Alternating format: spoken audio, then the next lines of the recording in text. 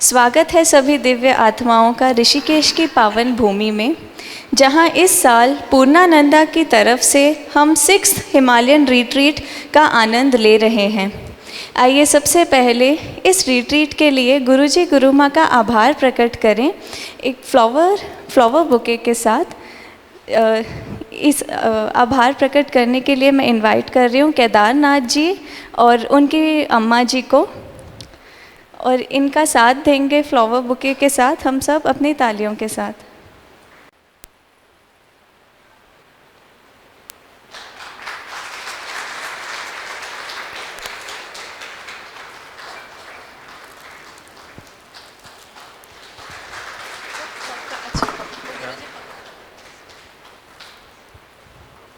ऋषिकेश के इन रिट्रीट्स ने कईयों की लाइफ हमेशा हमेशा के लिए बदल दी है, और आप में से जो इस बार नए हैं या पहली बार आ रहे हैं और जो हर साल आते हैं, सभी तैयार हो जाएं इन 3 दिनों के अंदर अपने सत्य स्वरूप को पहचानने के लिए और परमात्मा के साथ साक्षात्कार के लिए। क्या पता शायद वह घड़ी अभी इसी सेशन में आ जाए या ब्रेकफास्ट में पराठे खाते टाइम ही आ जाए। बस वह घड़ी अब बिल्कुल दूर नहीं, क्योंकि अब हम आ चुके हैं गुरुजी गुरुमाँ के चरणों में। बस हमें यह करना है कि इन 3 दिनों में अपने स्पिरिचुअल एवोल्यूशन को ही ये 3 दिनों को उपयोग में लाएं और गुरुजी गुरुमाँ के अब हम चरणों में प्रेम से खुद को समर्पित कर दें और स्वतः ही चेतना के स्तर को बढ़ता हुआ महसूस करें। आइए अब हम गुरुजी गुरुमाँ के चरणों में रिक्वेस्ट करते हैं कि आज का हमें समाधान दें, जीवन मुक्ति का हमें आनंद अपने प्रवचनों द्वारा।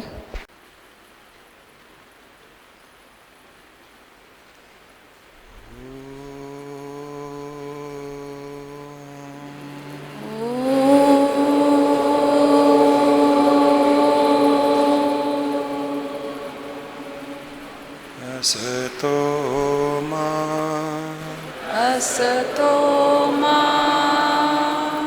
सद्गमय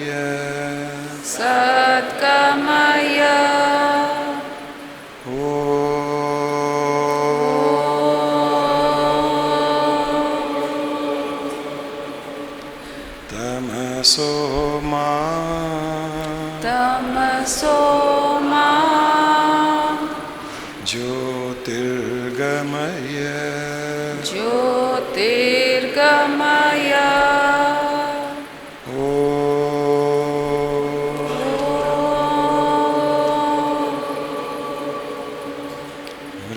मृत्योर्मा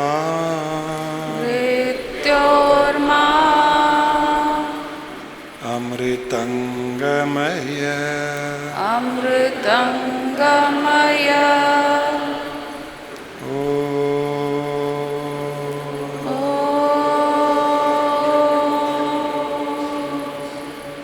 शांति शांति शांति शांति शांति शांति।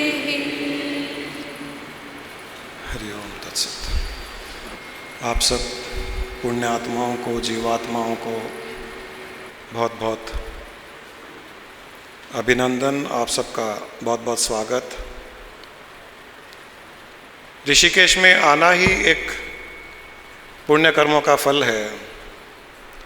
इस प्रकार के तीर्थ स्थान में जाना ही पूर्व जन्मों के पुण्य कर्मों का फल है। बाहर नज़र घुमाते हैं तो चारों तरफ हिमालय की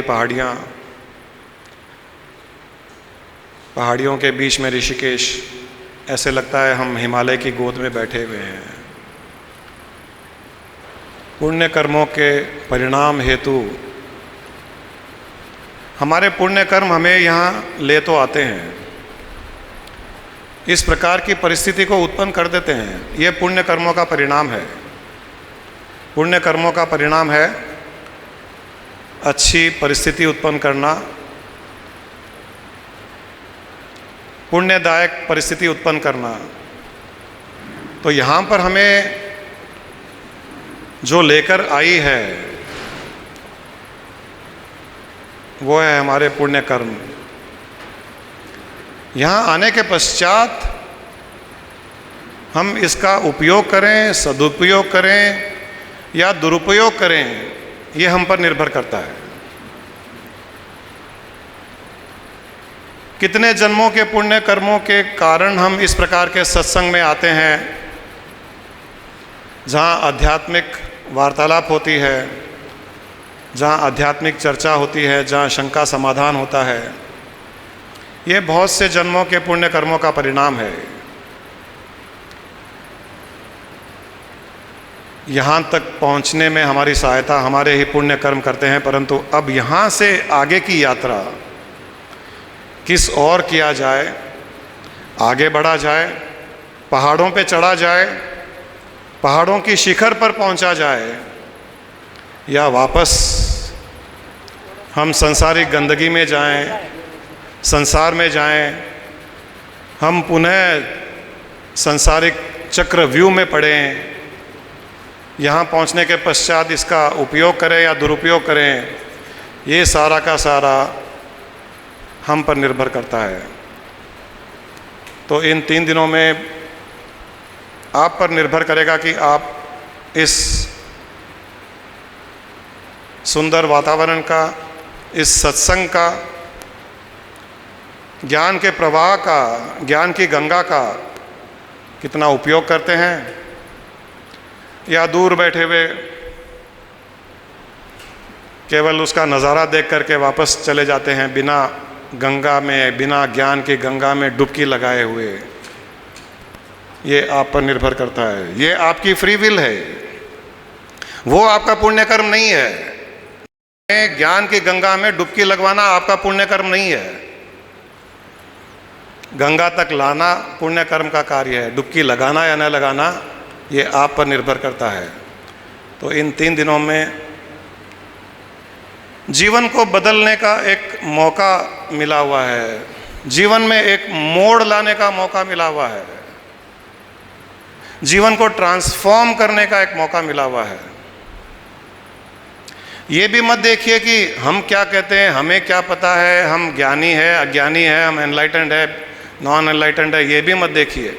आप ये देखिए कि आपको क्या प्राप्त हो सकता है। आप ये देखिए कि आप इस जो भी यहाँ पर उपलब्ध है, वो गन्ना हो या बेल हो या संतरा हो, उसका निचोड़ कैसा निकाला जाए, उसका रस निकाल कर कैसे पिया जाए, आप ये देखिए। ये देख करके अगर आपने उसका उपयोग किया तो आपके जीवन की दशा ही बदल जाएगी, जीने का अंदाज बदल जाएगा, जीने के तरीके बदल जाएंगे। और ये नहीं किया तो दूसरे किसी हिल स्टेशन जाते हैं, घूमने जाते हैं, वैसे घूम कर आए, चाट पकौड़ी खाए, चोटी वाला गए, रिवर राफ्टिंग की, घर चले गए, वहाँ लोगों से कहा हमने ये किया, हमने वो किया। वो तो सभी जगह करते हैं, उसके लिए यहाँ ही आने की आवश्यकता नहीं है, वो तो हम कहीं भी कर सकते हैं और करते ही आए हुए हैं। कुछ न कुछ ऐसा कीजिए जो आपने कभी नहीं किया, कुछ न कुछ ऐसा ज्ञान लेकर के जाइए जो आपने कभी नहीं लिया, कुछ न कुछ जीवन में बदलाव वाली ऐसी चीज़ लेकर के जाइए जो आपने कभी नहीं किया है। क्योंकि जो कभी नहीं किया वो करोगे तो उसका परिणाम भी वो होगा जो कभी नहीं हुआ है। जो हरदम करते आए हो वो करते रहोगे तो परिणाम भी वही मिलेगा जो आज तक मिलता हुआ आया है। और जो कभी नहीं करोगे, जो कभी नहीं किया वो करोगे तो परिणाम भी ऐसा मिलेगा जो आज तक नहीं मिला है और न मिलेगा। मैं हरदम कहता हूं कि if you keep doing what you have been doing you will keep getting what you have been getting. When you start doing something which you have never been doing you will keep getting what you have never been getting. ये बहुत important aspect है life का। इसलिए इस प्रकार की opportunity बहुत कम मिलती है, बहुत विलक्षण होती है। इसका पूर्ण उपयोग कीजिए। हम कई लोगों से पूछते हैं कि सत्संग में आया करो, सत्संग में चलो, स्पिरिचुअल रिट्रीट में चलो, ऋषिकेश चलो, हिमालय की गोद में चलो, गंगा घाट के पास में ध्यान करेंगे वहाँ चलो। आपने भी कहा है शायद कई लोगों को। मैंने तो बहुत जनों को कहा कि इतना अच्छा वातावरण है, इतना शुद्ध वातावरण है। ऋषिकेश पुण्य भूमि, ऋषि और मुनियों की जगह। रिवर राफ्टिंग तो अब आया है, पहले तो था ही नहीं। पहले तो सिर्फ आश्रम ही आश्रम। ये एरिया में आप देखिए, ये एरिया का नाम भी क्या है? स्वर्ग आश्रम। इसका मतलब या स्वर्ग की अनुभूति होगी तभी तो इसका नाम यहाँ स्वर्ग आश्रम पड़ा है। ऋषि मुनि ऐसे तो नाम रखे नहीं होंगे ना बिना मतलब के ये जगह का। ऋषिकेश ऋषि मुनियों की जगह, स्वर्ग आश्रम में और गंगा तट। कहाँ मिलेगा ये सब समागम एक ही जगह? बहुत मुश्किल है। और बहुत जनों को पूछा क्यों नहीं आना चाह रहे हैं, एक ही जवाब, हमने क्या पाप किया। अरे वाह, हमने क्या पाप किया कि हम ऋषिकेश जाएं, गंगा स्नान करें? क्योंकि गंगा स्नान तो पाप को मिटाने के लिए है, पुण्य कमाने का तो बात का बात है। पहले पाप करेंगे तब मिटाएंगे। हम तो पाप ही नहीं किए तो क्यों करें गंगा स्नान? बोलिए ये तो बहुत अच्छी चीज़ है, आप लोग के माइंड में ये सेट है कि पाप तो करे नहीं, लेकिन हाँ, लेकिन अगर करेंगे तो उससे पहले ही बच जाओ ना। Prevention is better than cure. कभी भी कोई डॉक्टर के पास जाइए, वो बोलेगा प्रिवेंशन इज़ बेटर, क्योंकि इलाज में इतनी तकलीफ़ होती है और वो सही होगा या नहीं, हम मर भी सकते हैं। तो डॉक्टर्स कभी भी बोलते हैं prevention is better than cure. तो स्पिरिचुअलिटी में क्यों नहीं कर रहे हैं हम? पाप नहीं किए होंगे ठीक है, लेकिन आगे वो नहीं करें, उससे कैसे बचें? ऐसे जगह में आके क्यों नहीं एंजॉय कर सकते हैं? अपने हेल्थ के लिए हम योगा करते हैं, जिम करते हैं, डाइटिंग करते हैं, वॉकिंग करते हैं। क्यों करते हैं आप लोग ये सब? ये तो फिक्स रूटीन है सबका, मेरे को मालूम है। यहाँ पे जितने जने होंगे 80 to 90% ये ध्यान रखते हैं अपने हेल्थ का। मैं योगा करता हूँ, मैं वॉकिंग करता हूँ, मैं जिम जाता हूँ। अरे मैं ये नहीं खा सकता, ये अच्छा नहीं है हेल्थ के लिए, इसमें है ना थम्स अप, हम लोग तो पीते हैं थम्स अप, कोको कोला। दूसरे लोग नहीं, ये हेल्थ के लिए अच्छा नहीं है। अरे चीनी भी नहीं खाना चाहिए, ये हेल्थ के लिए अच्छा नहीं है। यहाँ हर चीज़ का हेल्थ के लिए हम ध्यान रख रहे हैं। स्पिरिचुअलिटी में क्या कर रहे हैं? एक बड़ा ज़ीरो। जो स्पिरिचुअलिटी ही हमको आगे काम आएगा, जो आज ये पुण्य भूमि के हमको दर्शन हो रहे हैं, वो पिछले जन्मों के हमारे पुण्य हैं जो ये दर्शन दे पा रहे हैं हमको। नहीं तो हमको ये मिलता भी नहीं था यहाँ पे। कैसे मिलता था? अगर हम आज के जनरेशन के हिसाब से बोलते हैं हम तो पाप किए नहीं, तो हम क्यों आते थे यहाँ? आते ही नहीं थे तो पुण्य भी कैसे कमाते थे और पाप भी कैसे ख़त्म करते थे? तो स्पिरिचुअलिटी के लिए ऐसा जगह, जैसे गुरुजी ने कहा, हिमालय की गोद में हम बैठे हैं, ऋषि मुनि के जगह हम बैठे हैं, स्वर्ग आश्रम में हम बैठे हैं। और गंगा नदी, यहाँ गंगा नदी इतनी खुली और एकदम एक मस्ती में बह रही है। आप हरिद्वार में जाइए, उसको नहर के जैसे बनाया हुआ है, वहाँ वो फील ही नहीं आता एक लिबर्टी का, एक ब्लिस का। लेकिन यहाँ आप गंगा तट पे बैठिए, अपनी मस्ती में खलखल छल छल था थैया कर रही है। और हम लोग को इससे वंचित करने वाला हमारा माइंड कि हमने कोई पाप किया ही नहीं, तो हम क्यों जाएं ऋषिकेश, हम क्यों जाएं स्पिरिचुअल रिट्रीट में। ये स्पिरिचुअल रिट्रीट आज के ज़माने के हिसाब से अब इसका एक नया नाम रखते हैं, spiritual spa. The in thing आजकल स्पा। कोई को भी बोलो अरे स्पा जा रहे हैं, अरे कितना बड़ा काम कर रहे हो। बॉडी के लिए तो सब कर रहे हैं, स्पा जा रहे हैं, कोई मालिश करा रहा है, कोई फेशियल करा रहा है, गोल्ड का क्या क्या नहीं करा रहे हैं। लेकिन स्पिरिचुअल स्पा के लिए किसी ने कुछ किया? प्रेम तो एयरपोर्ट पे भी स्पा करा। हाँ, प्रेम को तो एयरपोर्ट में 2 घंटे की फ़्लाइट लेट है, बस वो तो स्पा के अंदर है। लेकिन माइंड के लिए किसने किया?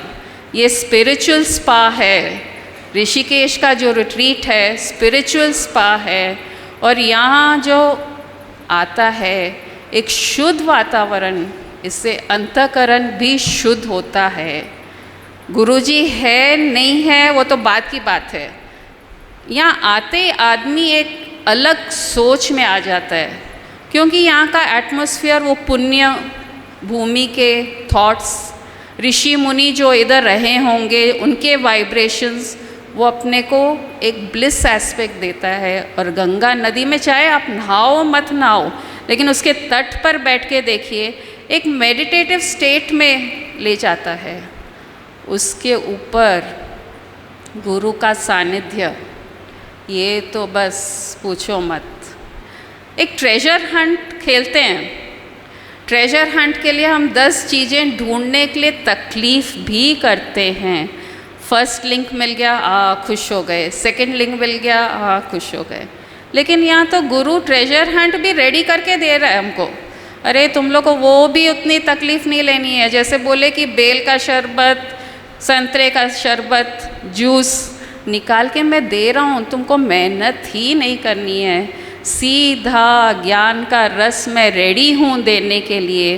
तुम लोग पीने के लिए तो रेडी हो जाओ, उतनी तो मेहनत करनी पड़ेगी, पियोगे नहीं तो मुंह में जाएगा कैसे। गुरु ज्ञान देने के लिए रेडी है, लेकिन अगर उतारेंगे नहीं तो हमारे क्या काम आया। ज्ञान वर्षा अमृत की हमेशा बरसती है गुरु के सानिध्य में, हम लेंगे या नहीं वो हमारे ऊपर है। और हमारे ही सोच हमको रोकती है। हम छतरी लेके खड़े हो जाते हैं बारिश में, तो बारिश थोड़ी भिगाती है हमको, थोड़ी नहीं भिगाती है। वैसे ही गुरु ज्ञान तो अमृत वर्षा हो रही है, लेकिन हम हमारे विचारों से नहीं, अभी ज़रूरत नहीं है, अभी क्या करेंगे, बाद में ले लेंगे।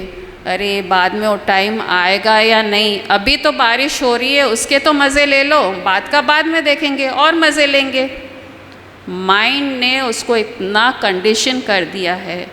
स्पिरिचुअलिटी अभी नहीं, बूढ़े होएंगे तब ज़रूरत है, तब और कुछ काम नहीं रहेगा। अभी तो दुनिया बहुत एंजॉय करना है ना, वो पहले कर लेते हैं, स्पिरिचुअलिटी बाद में। लेकिन यहाँ पे जो हमारे साथ जुड़े हैं कई सालों से, उनके चेहरे के हाव भाव, उनके एक्सप्रेशंस, एक मासूमियत, एक कोमलता, जो मैं स्पिरिचुअल स्पा की बात कर रही हूँ, बिना कुछ करे अपने आप चेहरे पे झलकता है। क्यों पूर्णानंदीज, क्या बोलते हो? इज इट ट्रू और नॉट? तो क्यों डरते हैं लोग? वहाँ तो लाखों खर्च कर देंगे हेल्थ के स्पा के लिए, लेकिन स्पिरिचुअलिटी के यहाँ तो हम सब चीज़ ऑलमोस्ट फ्री, लेकिन कोई नहीं आना चाहता है।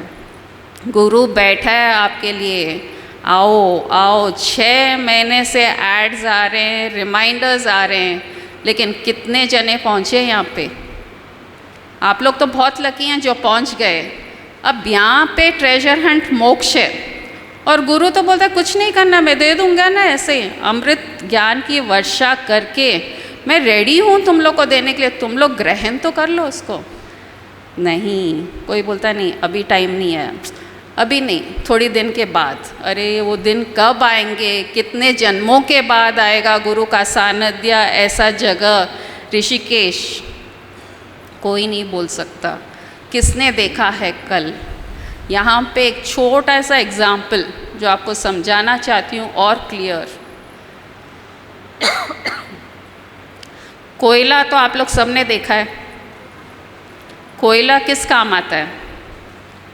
खाना पकाने के लिए। खाना पकाने के बाद कोयला को फेंक दिया जाता है, उसका कोई यूज़ नहीं है। दुनिया में लोग हमें कोयले के जैसे ही यूज़ करते हैं। जब उनको ज़रूरत हुई हमें यूज़ किया, और जब ज़रूरत नहीं है उठा के फेंक दिया। लेकिन गुरु कोयले को भी हीरा बना देता है। वो है गुरु का काम। जो कोयला कमज़ोर था, जो ठोकर खा रहा था, 2 मिनट में टूट जाता था, गुरु ज्ञान से, गुरु प्रेम से वो हीरा बन जाता है, कोहिनूर बन जाता है। और हीरे को कोई नहीं तोड़ सकता। कुछ भी कर लो हीरे के साथ, कुछ खराब नहीं हो सकता उसके साथ। ये है एनलाइटनमेंट का स्टेट जो गुरु हम सबको देना चाहते हैं। और अगर हम ये अभी पा लेते हैं तो हम हीरे हो जाते हैं, प्राइसलेस हो जाते हैं और इसका कोई भाव नहीं होता। गुरु बार बार यही कहता है, आ जाओ ऋषिकेश, आ जाओ मेरे समीप, आ जाओ, मैं ज्ञान की गंगा बहा दूंगा। ये गंगा तो है साक्षी, लेकिन मैं वो ज्ञान की गंगा भी बहाऊंगा। तो एक छोटा पैराग्राफ स्वामी जी का एक 2 लाइन गाना चाहती हूँ। पाप से बचावे गुरु, ज्ञान को सिखावे गुरु।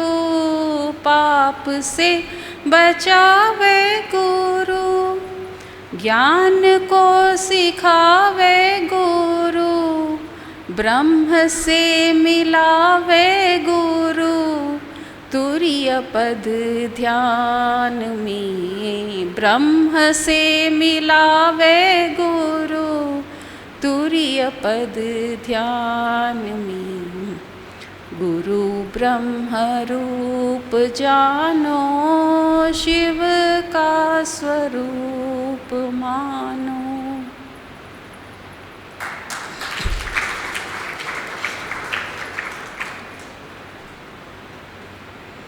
लोग मंदिरों में जाते हैं भगवान को ढूंढने के लिए, लोग तीर्थ स्थान जाते हैं भगवान को ढूंढने के लिए,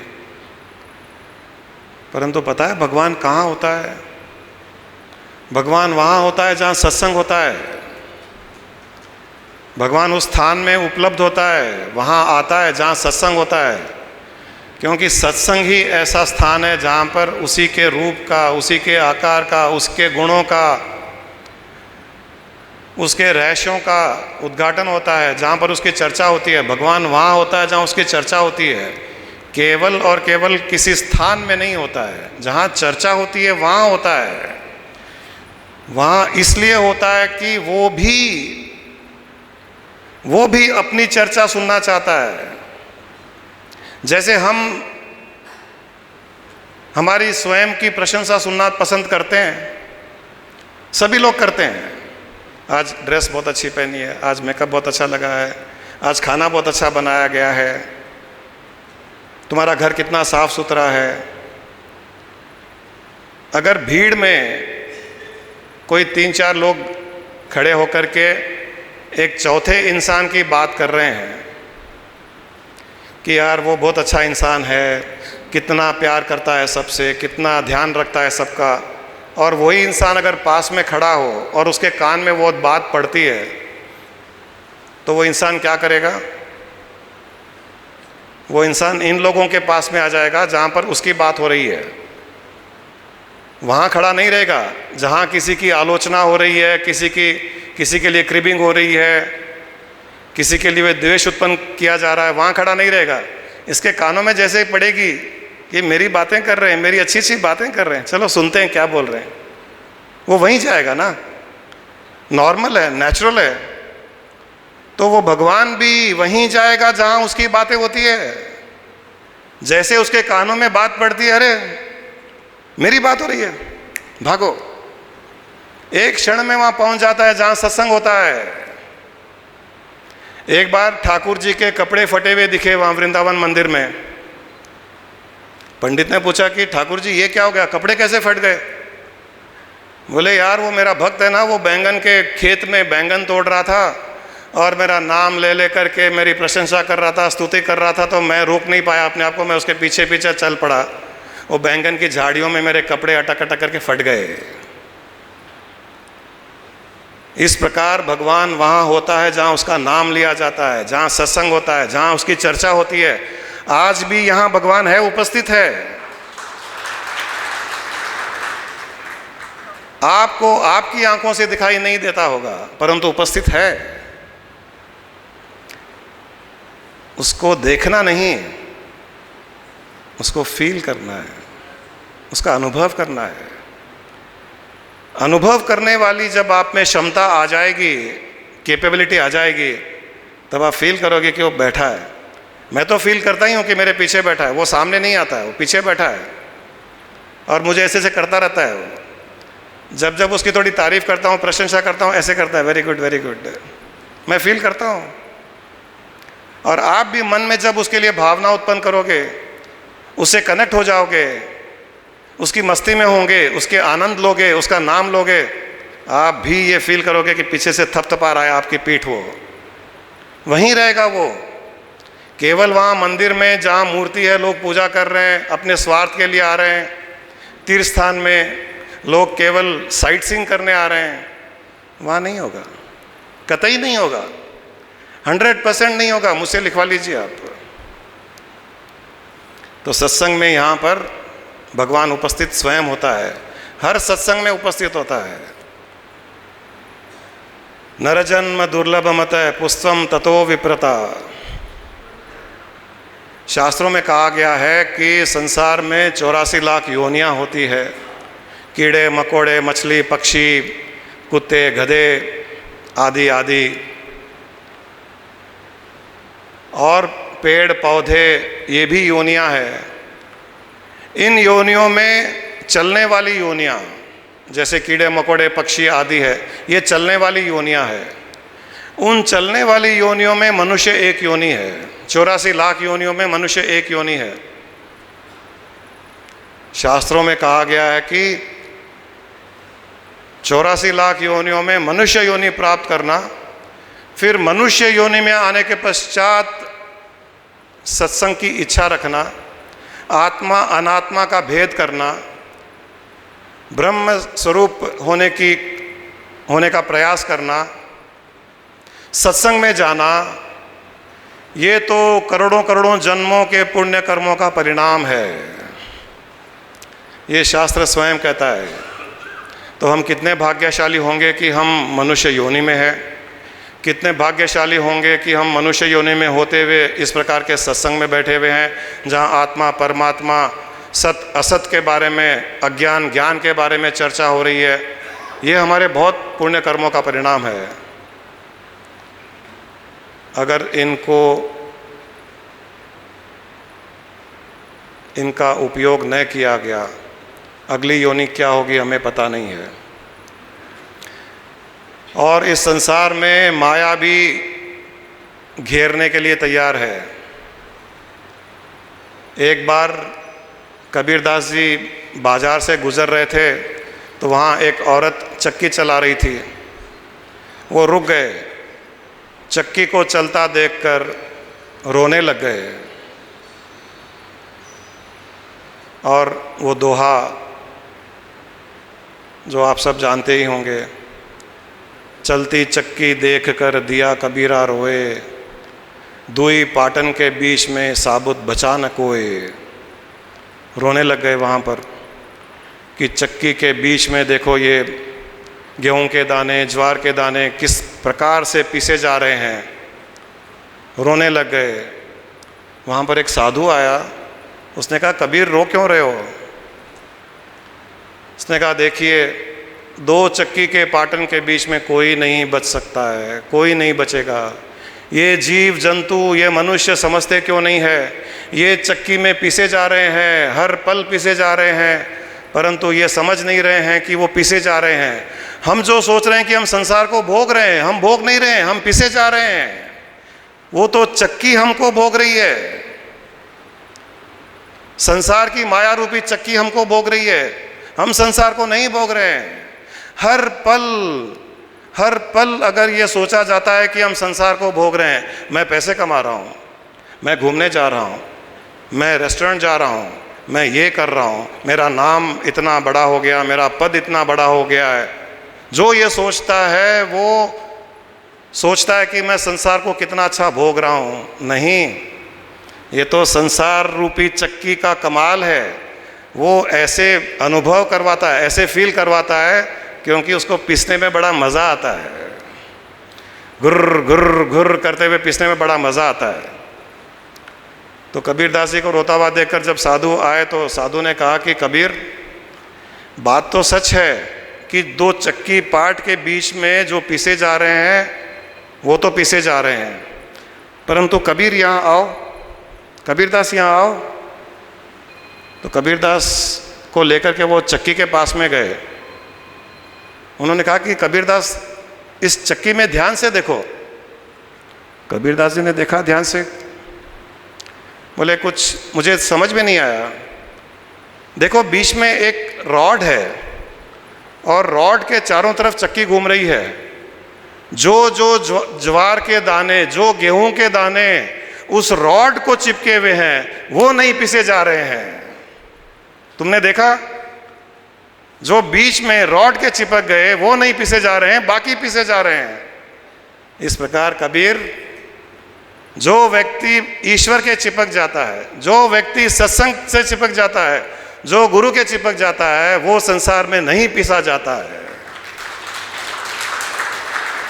उसके चिपक जाओ जहां पर चक्की भी नहीं चलेगी,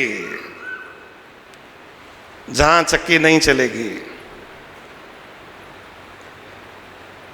हर व्यक्ति संसार में कुछ ना कुछ संसारिक उपलब्धियां करने में ही लगा हुआ है।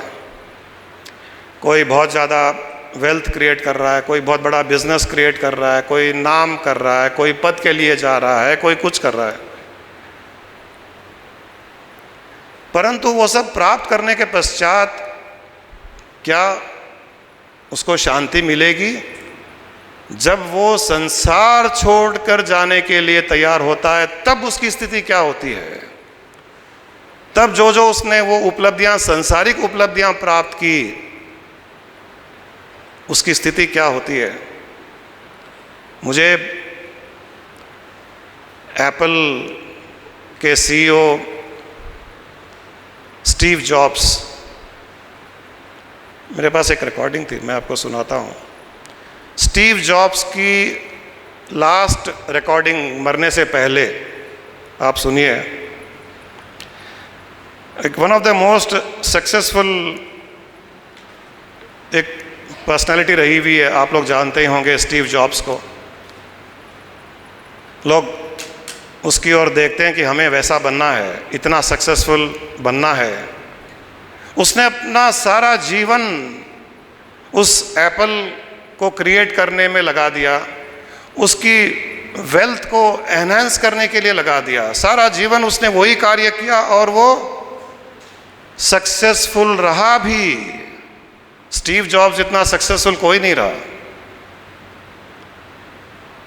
लेकिन जब वो अपनी मौत से जूझ रहा था, डेथ बेड पर था, तब उसने एक लास्ट स्टेटमेंट दिया था।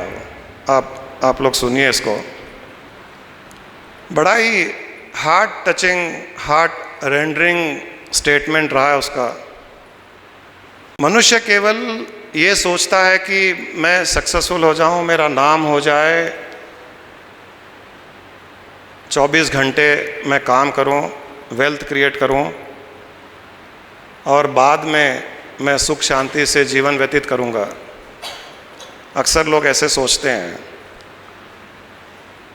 क्या बाद में सुख शांति से जीवन व्यतीत करने के लिए हेल्थ साथ देगी? कोई बीमारी अपने चपेट में कहीं ले लेगी उसे, कि जो उसने वेल्थ क्रिएट किया उसको भोग ही नहीं पाएगा? क्या ऐसा भी कुछ हो जाएगा? इसको कैंसर हो गया था स्टीव जॉब्स को, और उसने डेथ बेड पर हॉस्पिटल में, ये वीडियो भी ऑन नहीं हो रहा है लेकिन मैं खाली आपको बता देता हूँ। Apple visionary Steve Jobs, moments before he died. I have come to the pinnacle of success in business. In the eyes of others, my life has been the symbol of success. However, apart from work, I have little joy. Finally, my wealth is simply a fact to which I am accustomed. At this time, lying on the hospital bed and remembering all my life, I realize that all the accolades and riches of which I was once so proud have become insignificant with my imminent death. In the dark, when I look at green lights of the equipment for artificial respiration and feel the buzz of their mechanical sounds, I can feel the breath of my approaching death looming over me. Only now do I understand that once you accumulate enough money for the rest of your life, you have to pursue objectives that are not related to wealth. It should be something more important. For example, stories of love, art, dreams of my childhood. No, stop pursuing wealth. It can only make a person into a twisted being, just like me. God has made us one way. We can feel the love in the heart of each of us, and not illusions built by fame or money, like I made in my life. I cannot take them with me. I can only take with me the memories that were strengthened by love. This is the true wealth that will follow you, will accompany you. He will give strength and light to go ahead. Love can travel thousands of miles, and so life has no limits. Move to where you want to go. Strive to reach the goals you want to achieve. Everything is in your heart and in your hands. What is the world's most expensive bed? The hospital bed. If you have money, you can hire someone to drive your car, but you cannot hire someone to take your illness that is killing you. Material things lost can be found, but one thing you can never find once you have lost it, is life. Whatever stage of life where we are right now, at the end we will have to face the day when the curtain falls. Please treasure your family love for your spouse, love for your friends. Treat everyone well and stay friendly with your neighbors. Moments after speaking these words, that he had asked to be written down, Steve Jobs, aged 56, passed away. Steve jobs ने कहा कि आज मैं मेरी ही मौत से जूझ रहा हूँ। आज मैं दुनिया का one of the most successful person हूँ, इंसान हूँ, मेरे पास में बहुत पैसा है, परंतु आज मुझे पता चला है कि सबसे एक्सपेंसिव संसार में जो चीज़ है वो है डेथ बेड। मैं कुछ नहीं कर पा रहा हूँ, या लेटे लेटे मेरा रुपया पैसा, मेरी वेल्थ कुछ भी काम नहीं आ रही है मेरी पेन को कम करने के लिए, मुझे यहाँ से दूर ले जा करके किसी शांति वाले स्थान में ले जाने के लिए, मुझे शांति देने के लिए मैं कुछ नहीं कर पा रहा हूँ। मैंने ज़िंदगी में सबसे बड़ी गलती एक ही की कि जीवन भर मैं कमाई करता रहा। स्टीव जॉब कहता है कि ज़िंदगी में सबसे बड़ी गलती मैंने यही की कि केवल और केवल मैं जीवन भर काम करता रहा, अपना एम्पायर बड़ा करता रहा, अपने आप को सक्सेसफुल बनाने में मैं लगा रहा। सबसे बड़ी गलती मैंने ये की क्योंकि आज वो सक्सेस मुझे शांति नहीं दे पा रही है। मुझे बड़ा गिल्ट हो रहा है, मुझे बड़ा दुख हो रहा है, क्योंकि जो मैंने कमाया मैं वो साथ में ले नहीं जा पा रहा हूँ, और जो इंसान साथ में ले जाता है वो है उसकी मेमोरीज, वो उसके इम्प्रेशंस, उसके अनुभव। उसने कहा मैंने और कुछ अनुभव किया ही नहीं ज़िंदगी में, तो मैं क्या ले जाऊंगा यहाँ से। इसलिए उसने दुनिया के लोगों से एक बात कही है, वेल्थ क्रिएट करना, बड़ा बिजनेस करना, पैसे कमाना गलत नहीं है। सबसे पहले उतना कमाइए जितने से आपका परिवार चले, इसके बाद में थोड़ी बहुत फ्यूचर सिक्योरिटी के लिए कमाइए। जब ये हो जाए कि आपका घर परिवार चल रहा है, थोड़ी फ्यूचर सिक्योरिटी हो गई, इसके पश्चात आपको बिजनेस बड़ा करना हो, काम बड़ा करना हो, कीजिए, परंतु केवल वो मत कीजिए लाइफ में। अब यहाँ आप परिवार के साथ में समय दीजिए, अपनी पत्नी से प्यार कीजिए, बच्चों को घूमने ले जाइए, उनके साथ में डेली बेसिस पर लाइफ को जिए, रोज के बेसिस पर, डेली बेसिस पर जीवन जिए। अपने लिए समय निकालें। म्यूज़िक में इंटरेस्ट है, म्यूज़िक बजाएं, डांस कीजिए, पेंटिंग कीजिए, मेडिटेशन कीजिए, अपने लिए समय निकालिए। किस पल आपकी एक्सपायरी डेट आपके सामने आ जाएगी पता नहीं है। जो मैंने गलती की वो आप न करें। ये इसने एक बहुत बड़ी सीख एक लोगों को दी है, क्योंकि हम मोस्टली कॉरपोरेट प्रोग्राम्स में मोटिवेशनल स्पीकर्स आते हैं, ये करना चाहिए, वो करना चाहिए, स्टीव जॉब्स को देखो, बिल गेट्स को देखो। उन्हीं लोगों से स्टेटमेंट आता है कि हम जैसे मत बनो, हम बन गए पछता रहे हैं, कम से कम तुम मत बनो। तुम अपना जीवन जियो, रोज जीवन जियो, रोज परिवार के साथ में समय बिताओ, रोज बच्चों के साथ में खेलो, रोज पत्नी के साथ में समय बिताओ, रोज अपने लिए थोड़ा समय निकालो। जैसे गुरु माँ ने कहा वरना कोयले बन के रह जाओगे। लोग जलाएंगे, तुम्हारा यूज़ करेंगे, मरने के बाद में उठा के फेंक देंगे, गंगा नदी में आके तुम्हारा पिंडदान कर देंगे, अर्थियां बरसा देंगे। इतना ही आपके लिए कर पाएंगे, इससे अधिक कोई कुछ नहीं करेगा। एक बार देवर्षि नारद ने सनत कुमार से कहा, सनत कुमार, मैं ऋग्वेद जानता हूँ, मैं यजुर्वेद जानता हूँ, मैं अथर्ववेद जानता हूँ, मैं सामवेद जानता हूँ, मैं उपनिषद, मैं पुराण, मैं ज्योतिष विद्या, मैं तंत्र शास्त्र, मैं मंत्र शास्त्र सबका ज्ञाता हूँ, मैं गारुड़ जानता हूँ, मैं संगीत विद्या जानता हूँ, मेरे अंदर शक्तियाँ भरपूर है, मैं लोक लोकांतर में भ्रमण करता हूँ, कहीं रोक टोक नहीं। परंतु हे सनत कुमार, मुझ में अभी तक शांति नहीं है, मैंने शांति का अनुभव नहीं किया है, ये क्यों? तब सनत कुमार कहते हैं कि जैसे एक राजा है, उसके पास में बहुत बड़ा राज्य है, राजमहल है, सोने चांदी से जड़े हुए, हीरे जवाहरात से जड़े हुए बड़े बड़े महल, पलंग, दीवाने खास, दीवाने आम हैं उसके पास, कई रानियां हैं, भोग विलास की सामग्री है उसके पास में, परंतु उसके शरीर में बहुत पीड़ा हो रही है। तो क्या वो राजा अपने राज्य को, राजमहल को, हीरे जवाहरात से जड़े हुए पलंग को भोग पाएगा? क्या वो उसे सुख दे पाएंगे?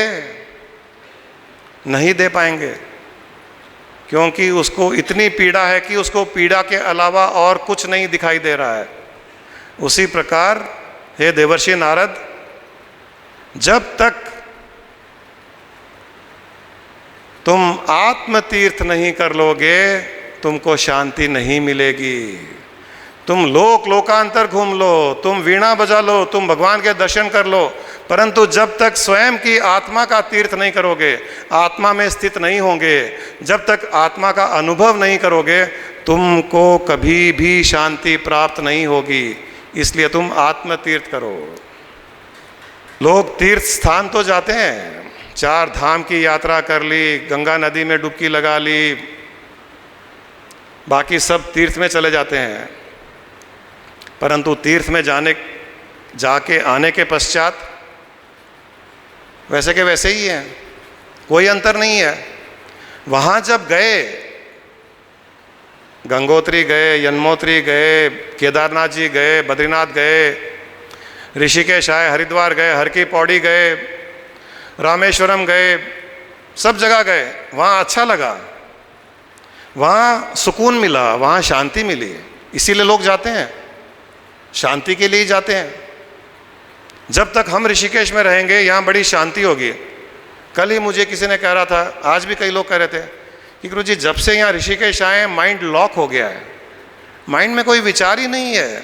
हम पीछे घर बार छोड़ करके आए, बच्चों को छोड़ करके आए, कोई विचार ही नहीं है, व्यापार को छोड़ करके आए, मन जाता ही नहीं है वहाँ पर। मैंने कहा यहाँ रहोगे तब तक तो ऐसा ही रहेगा, लेकिन यहाँ से जब वापस जाओगे तब यहाँ की तरंगों से छूट जाओगे। तो तीर्थ के लिए जाते हैं, तीर्थ स्थान में शांति मिलती है। जब घर जाते हैं, व्यापार में जाते हैं, तो वापस अशांति घेर लेती है। वो किस लिए? क्योंकि हम किसी हमसे बाहर स्थान में गए थे। हमसे बाहर कोई स्थान है, हमसे बाहर जो स्थान है उस स्थान में गए थे, तब तक शांति मिली। उस स्थान से वापस आ गए तो वापस हम अशांति में आ गए। हम गए क्यों वहाँ पर? क्योंकि हम अशांत थे, शांति के लिए गए, शांति प्राप्त हुई, वापस आए। शांति आप लेकर के नहीं जा सकते, शांति को तो वहीं छोड़ना पड़ेगा। हाँ, कोई शांति नाम की कोई सुंदर लड़की हो, उससे ब्याह कर लिया तो उसको ले जा सकते हो,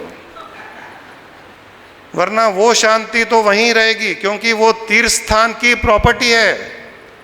ऋषिकेश में जो शांति है, केदारनाथ जी में जो शांति है, वो ऋषिकेश और केदारनाथ जी की प्रॉपर्टी है, आपकी नहीं। तो आप उसे वापस कैसे ले जाओगे? इसलिए तीर्थ केवल कुछ समय के लिए, थोड़े से समय के लिए शांति देने के लिए ही होता है। एटर्नल पीस, नित्य शांति देने के लिए ये तीर्थ, वो चाहे केदारनाथ जी हो, बद्रीनाथ जी हो, रामेश्वरम हो, या कोई भी तीर्थ हो, या कैलाश मानसरोवर हो, कोई भी तीर्थ सक्षम नहीं है आपको नित्य शांति देने के लिए, क्योंकि उनकी शांति जो उनकी प्रॉपर्टी है वो वहीं रहेगी। आप वहाँ से कुछ नहीं ला सकते। मट्टी ले जा सकते हो, कंकर ले जा सकते हो, वहाँ से कोई मूर्ति या माला ले जा सकते हो, परंतु वहाँ की शांति की तरंगे नहीं ले जा सकते। इसलिए कहा गया है ये सब करना छोड़ो, आत्म तीर्थ करो। जब आत्म तीर्थ करोगे, आत्मा कहाँ है? आत्मा आपके अंदर है, आत्मा आपके भीतर है, 24 घंटे आपके साथ है। जहाँ आप जाते हो आपकी आत्मा वहाँ जाती है। आत्मा में भरपूर आनंद है, आत्मा में भरपूर शांति है, जो कैलाश मानसरोवर में भी नहीं है, जो केदारनाथ जी बद्रीनाथ जी में भी नहीं है, वो आत्मा में है। और उस आत्मा का तीर्थ जब आप करने लग जाओगे, वो आत्म तीर्थ जब आप करने लग जाओगे, तब आपको नित्य शांति प्राप्त होगी, तब आपको नित्य सुख प्राप्त होगा, तब आपको नित्य आनंद प्राप्त होगा, क्योंकि वो आपकी प्रॉपर्टी है। वो 24 घंटे आपके साथ रहती है, वो आपके बाहर जा भी नहीं सकती, कोई उसे आपसे ले भी नहीं सकता है। इसलिए कहा गया है इन तीर्थों को छोड़ो, आत्म तीर्थ करो, उस ओर बढ़ो जो आपकी प्रॉपर्टी है, जो आपकी संपत्ति है, और वो रहेगी आपकी संपत्ति। हम ये आत्म तीर्थ छोड़ करके बाकी सारे तीर्थ करते हैं, और उन तीर्थों को करने के लिए प्लेन की टिकट लो, ट्रेन की टिकट लो, होटल बुक करो, टैक्सी लो, रुपए पैसे खर्च करो, बाहर का खाना खाओ, फिर पेट खराब करो, फिर लूज मोशन हो जाए, फिर डॉक्टर के पास जाओ, कहीं बुखार हो जाए। अब आ गए तो चोटी वाला जाएंगे ही जाएंगे, चोटी वाला गए तो वहाँ पानी पूरी खाएंगे ही खाएंगे। फिर ऋषिकेश में जो खाया ऋषिकेश में ही छोड़ के जाओगे। ये तीर्थ में होगा, परंतु जब आत्म तीर्थ करने लग जाओगे, बड़ा मज़ा आता है। न एक पैसे की टिकट लेनी पड़ती है, न किसी को आईडी प्रूफ दिखाना पड़ता है, न मिश्रा जी से टैक्सी के लिए बुकिंग करनी पड़ती है, न पुनीत को मस्का मारना पड़ता है मुझे एसी रूम दो, नॉन एसी रूम दो, मुझे ग्राउंड फ्लोर दो, मैं चढ़ नहीं सकता हूँ, उतर नहीं सकता हूँ, मुझे एक व्हील चेयर भी चाहिए। किसी से कोई संबंध नहीं, आप जहाँ हो वहीं आपका तीर्थ, वहीं आपकी मस्ती, वहीं आपका आनंद। ये हमें करना है। हमारे जीवन में हमें आत्म तीर्थ करना है। और कुछ करो या न करो, बिजनेस करो, पैसा कमाओ, काम करो, सब करो, परंतु साथ ही साथ प्रतिदिन रोज आत्म तीर्थ भी करते रहिए। उसके लिए ध्यान कीजिए, उसके लिए निधि ध्यासन कीजिए। अब प्रॉब्लम यहाँ एक ही आती है कि हमें पता नहीं है कि आत्म तीर्थ कैसे करें। आत्म तीर्थ करने का तरीका नहीं आता है। किससे पूछें? कहाँ है वो आत्मा? कहाँ वास करती है? यहाँ करती है या यहाँ करता है या हृदय में करता है? कोई कहता है कि हृदय में आत्मा रहती है, कोई कहता है आज्ञा चक्र पर आत्मा स्थित है। सुबह मैंने कहा सहस्त्रार में ज्ञान गंगा बहती है, कोई कहेगा मूलाधार चक्र में आत्मा रहती है, कोई कहेगा स्वादिष्टान चक्र में, कोई कुछ। तो यहाँ पर एक एक्सपर्ट गुरु की एंट्री होती है। यहाँ पर एक अच्छा गुरु, एक समर्थ गुरु जिसने उस आत्म तीर्थ को किया, उसमें डुबकियाँ लगाई, उसका आनंद लिया, उसकी साधना का वो परिणाम था,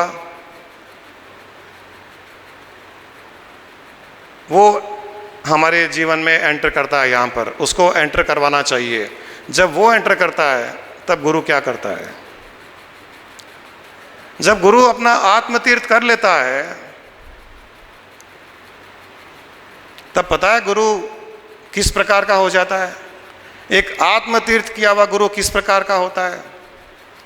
जैसे एक तोता होता है। तोता एक आम के पेड़ पर जाता है जहाँ 100 आम लगे हुए होंगे, 500 आम लगे हुए होंगे, परंतु वो तोता एक पके हुए आम के पास जाता है जो पीला हो गया, पक गया, जिसमें से सुगंध आ रही है।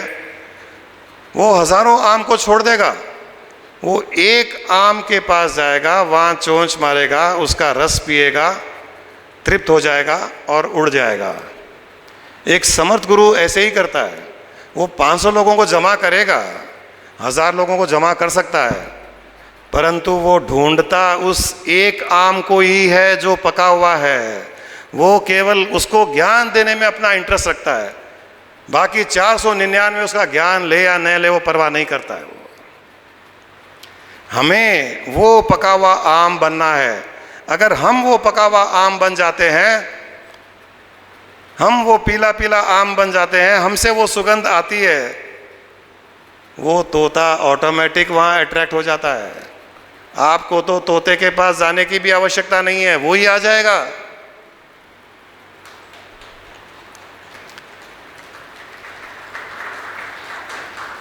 अगर आत्म तीर्थ करना हो और एक समर्थ गुरु को जीवन में पुकारना हो तो आपको अपने आम को पकाना पड़ेगा, वो आएगा। फिर कहा जाता है कि गुरु एक माँ के जैसे होता है। माँ के छोटा बच्चा है, छोटा बच्चा खिलौने से खेल रहा है, स्कूल जा रहा है, प्ले स्कूल गया, खेलने के लिए बाहर गया, घूमने के लिए गया। छोटा बच्चा दिन में कितनी बार माँ को याद करेगा? आज यहाँ नेहा है, यहाँ प्रेरणा बैठी हुई है, इनके छोटे छोटे बच्चे हैं। जिनके छोटे बच्चे होते हैं उनको पूछिए, उनके बच्चे दिन में 2 बार 4 बार याद करेंगे मम्मी को। स्कूल जाएंगे, 1-2 घंटे के बाद में मम्मी को याद करेंगे, फिर भूल जाएंगे, खेलने लग जाएंगे। घर में खेल रहे हैं, खेलते खेलते 1-2 बार मम्मी मम्मी करेंगे, फिर खेल में लग जाएंगे। बच्चा तो उतनी देर ही याद करता है, परंतु माँ कितनी देर याद करती है? 24 घंटे। माँ 24 घंटे बच्चे को याद करती है। एक पल के लिए भी उसके मन से, उसके हृदय से बच्चा दूर नहीं होता है। गुरु इस माँ के जैसे होता है। शिष्य आता है, संसार में चला जाता है, ऑफिस जाता है, पैसे कमाता है, पिक्चर जाता है। गुरुजी आज सत्संग में नहीं आ रहे हैं, पिक्चर जा रहे हैं, टिकट आई हुई है। अच्छा जाओ। वो पिक्चर देख रहा है, पॉपकॉर्न खा रहा है, पेप्सी पी रहा है, नाचोस पिज्ज़ा सब खा रहा है, मस्ती में 3 घंटे एंजॉय कर रहा है। गुरु को एक आध बार बीच में गुरुजी भी आते तो अच्छा रहता है, एक आध बार याद कर लिया, लेकिन वो पूरे 3 घंटे गुरु उसको याद करता है। शिष्य चाहे कुछ भी करता रहे, शिष्य चाहे उसको याद करे न करे, एक माँ के जैसे गुरु हर पल अपने शिष्य का ध्यान करता है। ये होता है गुरु और शिष्य का संबंध, ये होता है गुरु और शिष्य की रिलेशनशिप, ये होती है बॉन्डिंग। और ये बॉन्डिंग होती है 1 वे। एक बार गुरु के समर्पित हो जाए फिर वो हमें याद करता है। एक बार बच्चा पैदा हो जाए फिर माँ याद करेगी, मैं करूं या नहीं करूं, माँ याद करेगी। और शास्त्रों में ये कहा गया है, संतों ने ये कहा गया है कि जब बच्चे को भूख लगती है ना तो माँ के स्तन से दूध बहता है। इसी प्रकार जब शिष्य को भूख लगती है, उसको कठिनाई आती है, तकलीफ आती है, गुरु के भीतर से ज्ञान का प्रवाह होता है। गुरु के भीतर से शिष्य के लिए तरंगें उत्पन्न होती है। गुरु शिष्य के लिए सुरक्षा कवच भेजता है, उसकी प्रोटेक्शन करता है। हमको पता नहीं होता है, परंतु वो कार्य गुरु करता है। बिना पूछे बिना मांगे भी गुरु करता है, हर पल करता रहता है। ये होता है गुरु शिष्य का संबंध। जिसके जीवन में गुरु है, जो गुरु के समर्पित हो गया, वो छोटा बच्चा है, उसको कुछ करने की आवश्यकता नहीं, जो करना है गुरु ही करता है। उसको पढ़ाना लिखाना, उसको काबिल बनाना, आध्यात्मिक मार्ग में उसको ज्ञान देना, उसकी अज्ञानता को हटाना, उसके राग द्वेष को मिटाना, उसके विकारों को नष्ट करना, उसके अहंकार को डिस्ट्रॉय करना, उसके ईगो को समाप्त करना, बिना हमारी जानकारी के गुरु करता है। 24 घंटे करता है, वो सोता भी नहीं है। वो ध्यान भी करता है तो शिष्य का ध्यान करता है। नींद में, सपने में भी उसके वो शिष्य आते हैं जिनसे वो जो उसके समर्पित है। जो अपने घर में अपने पलंग पर सोए हुए सलमान खान और दीपिका पादुकोण के सपने देख रहे हैं, उन शिष्यों को गुरु अपने सपने में देखता है। गुरु ये परवाह नहीं करता है कि वो मुझे कितना याद कर रहा है, मेरे पास कितना आ रहा है, परंतु गुरु एक माँ के जैसे 24 घंटे उनका ध्यान। ये होता है गुरु और शिष्य का संबंध। इससे बड़ा संबंध संसार में कोई है ही नहीं।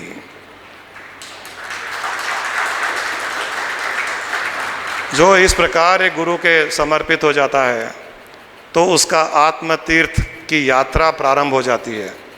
अब गुरु आत्म तीर्थ करवाता कैसे है? पहले तो गुरु अपने में, स्वयं में, खुद में एक बहुत बड़ा अट्रैक्शन क्रिएट करता है। क्योंकि इंसान निराकार अदृश्य चीज़ को नहीं देख सकता है, वो आकार तक ही सीमित है, वो आकार में विश्वास करता है। आज कहे कि कोई निराकार सर्वव्यापक ब्रह्म की तुम पूजा करो, आराधना करो, आरती करो, कोई नहीं करेगा। कोई कहेगा कि हाँ ये भगवान कृष्ण की मूर्ति है, यहाँ भगवान कृष्ण है, इसकी आराधना करो, पूजा करो, सब वहाँ जाकर के करेंगे। परंतु उस भगवान कृष्ण से भी, उस भगवान कृष्ण को उत्पन्न करने वाला, उस राम को उत्पन्न करने वाला वो सर्वव्यापक ब्रह्म है जो अदृश्य है, तो उससे भी बड़ा वो है, परंतु उसकी पूजा आराधना मनुष्य नहीं कर पाता है, क्योंकि उसकी दृष्टि की सीमा एक आकार और रूप में ही बंधी हुई है। तो गुरु क्या करता है? अपना आकार, अपने रूप में एक अट्रैक्शन क्रिएट करता है।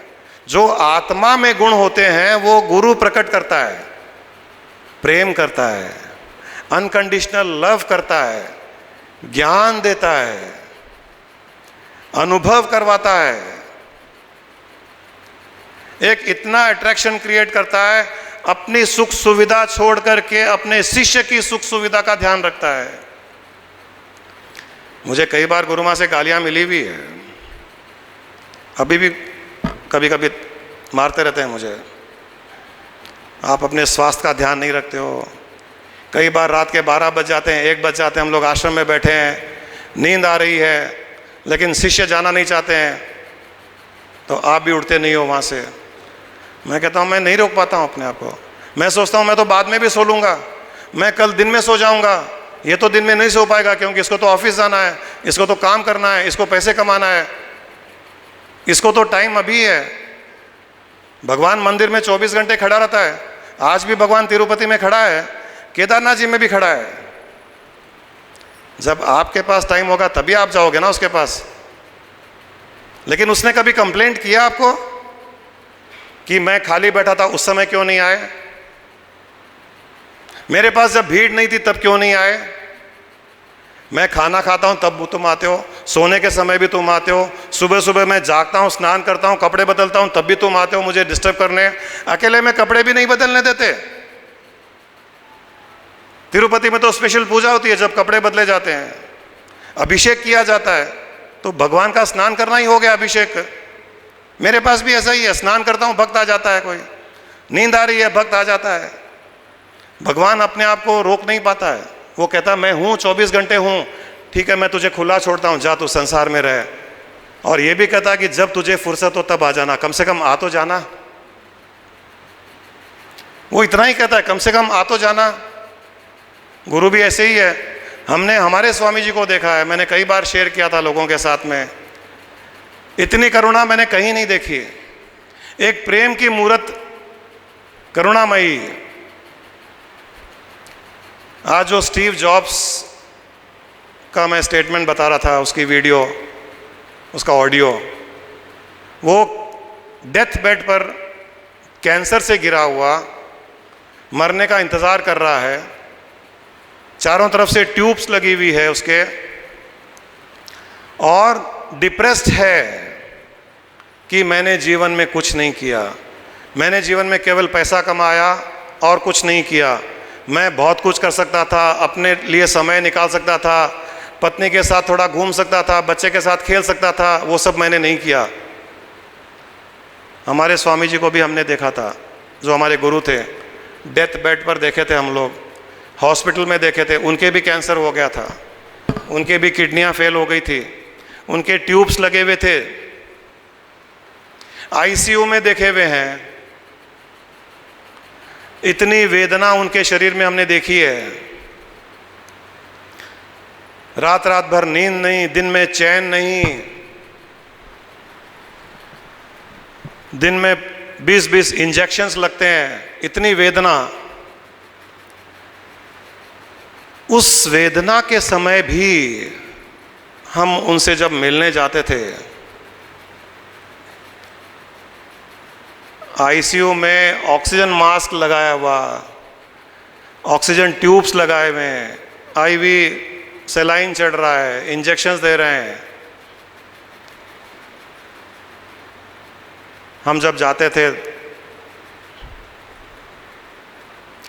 आंख खोलते थे, oh Jain you have come. Yes Swami ji, उनको प्रणाम करते थे, साष्टांग करते थे। How Swami ji feeling now, जब हम पूछते थे, I am fine Jain, I am fine, lot of pain, I couldn't sleep for so many days, I am fine. और धीरे धीरे धीरे वो नर्स को कहते थे कि थोड़ा बेड को ऐसे सीधा कर दो, उनका बेड सीधा किया जाता था। हम तो कई बार देखे हुए हैं, जब जब उनका नाम लिया जाता है कुछ ना कुछ ऐसा होता ही होता है। वो इंडिकेशन हम लोगों के लिए कि वो आ गए। मैंने कहा था ना, जहाँ सत्संग होता है वहाँ भगवान आता है। मैंने कहा था आपसे, जहाँ सत्संग होता है वहाँ भगवान आता है। हमारे भगवान स्वामी जी है, जहाँ उनका नाम लिया वो प्रकट हो गए। और उनका प्रकट होने का तरीका यही है, शॉर्ट सर्किट कर देना, एसी बंद करा देना, भूकंप करा देना, लाइटें बंद करवा देना, साउंड सिस्टम खराब करा देना। वो हमारे लिए इंडिकेशन है कि वो आ गए। वो इसलिए होता है क्योंकि जब वो आ जाते हैं, उनकी इतनी हाई वोल्टेज होती है कि ये 220 वोल्ट सहन नहीं कर पाता उसको, और शॉर्ट सर्किट हो जाता है। उन्होंने मुझे बचा लिया रोते रोते, मैं रोने ही वाला था। एक गुरु करुणा जो मैं आपको बता रहा था, इतनी वेदना में हम दोनों जब जाते थे, उनका बेड सीधा कर करके Jain consciousness, super consciousness, that is omnipresent. It is within you, it is within me. We are all different physical bodies, but we are the same. एक ज्ञान का प्रवाह शुरू हो जाता था. जो इंसान केमोथेरेपीज ले रहा है, 6 महीने से वेदना, डायलिसिस चल रहे हैं, किडनी का ऑपरेशन हुआ है, सारे शरीर में कैंसर फैल गया है, आप समझ सकते हो उसकी वेदना क्या होती होगी. और वो सेंट, वो संत, हम जब हॉस्पिटल में मिलने जाते हैं, केवल ज्ञान ही ज्ञान, केवल ज्ञान ही ज्ञान. ये होता है संत, ये होता है गुरु, ये होता है उसकी करुणा. वो देखता है कि मैं तो शरीर को यहाँ छोड़कर जाने वाला हूँ, मेरे पास जो कुछ है मैं दे करके जाऊँ, मैं खाली होकर के जाऊँ. एक पल भी ऐसा न जाए जहाँ ज्ञान का प्रवाह न हो. और उसके रिटर्न में उसने क्या लिया हमसे? कभी कुछ नहीं लिया, आज तक कुछ नहीं लिया. केवल एक ही चीज़ उन्होंने चाहिए हमसे, या कोई भी गुरु चाहता है, या कोई संत चाहता है, वो चाहता है समर्पण की भावना. एक संत, एक गुरु समर्पण की भावना चाहता है और कुछ नहीं चाहता है. वो जब दे दिया जाए, अपना सर्वस्व वो न्यौछावर कर देता है अपने शिष्यों पर. परंतु हम तो वहाँ भी संकोच कर जाते हैं, हम वो समर्पण की भावना भी नहीं दे पाते हैं. अनकंडीशनल सरेंडर जब वो जाग जाता है, जब वो अनकंडीशनल सरेंडरनेस क्रिएट हो जाता है, तब आप गुरु करुणा, गुरु प्रेम, उसका कमाल देखने लगोगे कि होता क्या है. हम जब रास्ते से बाहर जाते हैं तो कभी कभी कुत्ते दिखाई देते हैं. कोई कुत्ता सोया हुआ दिखाई देगा, कोई कुत्ता आपको देख करके भौंकेगा, और कोई कुत्ता आके आपको चाटेगा. कल हमारे वैद्यनाथन जी के पास में कुत्ता आकर के चाट रहा था उनको. कुछ लोगों को भौंकता भी है, और कहीं कहीं कुत्ता सोया हुआ है, हम वहाँ से चले जाते हैं आगे. कुत्ता जब सोया हुआ होता है तब वो स्वप्न स्थिति में होता है. या कोई भी जानवर हर पल स्वप्न स्थिति में होता है. वो सपना देखता है, अपने पूर्व जन्मों का सपना देखता है वो. कोई भी जानवर, यहाँ तक कि 6 महीने का बच्चा भी हर पल अपना पूर्व जन्म देखता रहता है. इसीलिए आपने छोटे बच्चे में देखा होगा, कई बार वो सोया हुआ भी है, हंसता है. वो कभी सोया हुआ है, रोने लग जाता है, सडनली रोने लग जाता है. कभी कभी 2 महीने का बच्चा किसी के गोदी में जाता है, वो तिलमिलाता है, रोता है, छटपटाता है. और कभी कभी एकदम अनजान आदमी की गोदी में भी जाता है, उसको देखता है, हंसता है. छोटा सा बच्चा 2-3 महीने का. ये पूर्व जन्म के वो मेमोरीज उसके पास होते हैं, और वो पहचान पाता है. कैसे हो तुम? मेरे पापा थे, अभी ठीक हो ना? मम्मी तुम कैसी हो? गर्लफ्रेंड दिख जाती है, वाइफ दिख जाती है तो हंसता है, वाइफ दिखती है तो रो लेता है, या हस्बैंड दिखता है तो रो लेता है. ऐसे वो बच्चा पूर्व जन्म देखता रहता है. इसी प्रकार जब रास्ते पे जाते हैं तो वो कुत्ता सो रहा है तो वो पूर्व जन्म देखता रहता है. पूर्व जन्म में देखता है कि मैं ऐसा व्यक्ति था. यहाँ ऋषिकेश में बैठा हुआ कुत्ता देखता रहता है कि मैं ऋषिकेश में आया था, कई बार आया था, मैं यहाँ पर आया था, कुछ दिन रहा, वापस चला गया. यहाँ पर मुझे कई मौके मिले थे, सत्संग हुए थे, लेकिन मैं सत्संग में नहीं गया था, मैं तो खाली चोटी वाला बाज़ार में घूमने फिरने चला गया था.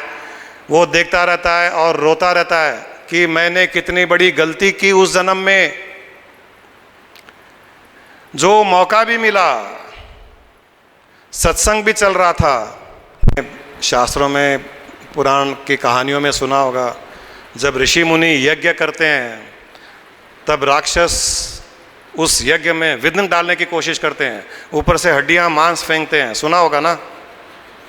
जहां इस प्रकार का ज्ञान यज्ञ होता है वहां पर भी ऐसे राक्षस उस ज्ञान यज्ञ में विघ्न डालने की कोशिश करते हैं। लेकिन हम तो ऋषि मुनि है, बिना यज्ञ किए यहां से जाएंगे ही नहीं। कितना भी कोई करंट बंद कर दे, कितना भी कोई शॉर्ट सर्किट हो जाए, हम तो यहाँ से उठेंगे नहीं जब तक पूर्ण यज्ञ समाप्त न हो जाए। तो वो जो कुत्ता सो रहा है, पूर्व जन्म को देख रहा है और याद कर रहा है, इंप्रेशंस क्रिएट हो रहे हैं, उसको दिखाई दे रहा है कि यहाँ मैं कई बार आया था, कई बार सत्संग का मौका मिला, गुरु आए थे, साधु आए थे, संत आए थे, मैंने लाभ नहीं लिया और मनुष्य योनि को छोड़कर मैं कुत्ते की योनि में आ गया। इसलिए वो सोया हुआ रोता रहता है।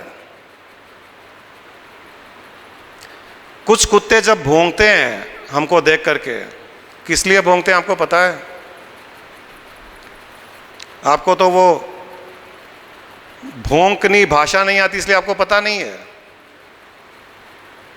वो इसलिए भौंकते हैं इंसानों को देख करके कि हे इंसान, मैंने पूर्व जन्म में जो गलती की तू मत करना। मैं भी पूर्व जन्म में एक मनुष्य था, मैं अच्छे घराने में था, पैसे वाला था, मैं ऐसे तीर्थ स्थान में आता था, मेरे शहर में सत्संग होता था। मैंने बहुत बड़ी गलती की जो वहाँ नहीं गया। मैंने बहुत बड़ी गलती की जो किसी गुरु की शरण में नहीं गया। मैंने बहुत बड़ी गलती की जो कभी भजन नहीं किया, भगवान का नाम नहीं लिया। मैंने बहुत बड़ी गलती की जो आत्म तीर्थ नहीं किया। हे इंसान, उसके कारण आज मैं इस योनि में आया हूँ, पशु योनि में आया हूँ। वो भोंग भोंग कर हमसे कह रहा है कि तू वो गलती मत करना, कम से कम तू वो गलती मत करना जो मैंने की। क्योंकि देखिए, हर जीव में एक प्रवृत्ति होती है।